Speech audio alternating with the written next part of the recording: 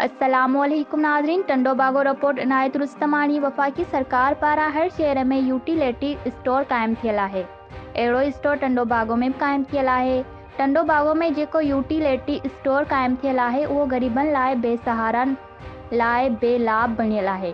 वधीक तफ़सील ॾियण लाइ असां सां लाइन ते मौजूद आहे टंडो बागो खां इनायत अली रुस्तमानी।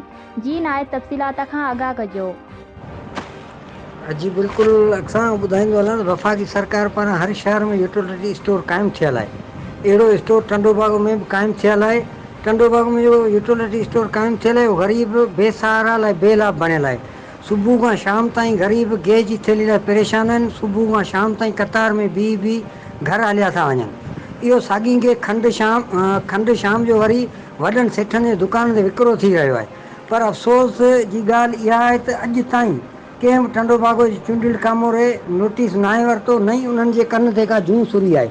आमदरनि वटां इहो बि मालूम थियो आहे यूटिलिटी स्टोर इंचार्ज कंहिं बाअसर जो माण्हू आहे, जंहिं करे इंतज़ामिया लवाए रही आहे। टंडो बागो वासियुनि मुतालबो कयो आहे त फौरी तौर ते यूटिलिटी स्टोर इंचार्ज खे हटाए खेसि कंहिं ईमानदार ऑफिसर खे मुक़ररु कयो वञे। ॿी सूरत में तारीख़ हलाई वेंदी। जी वॾी महिरबानी तफ़सीलात ॾियण लाइ।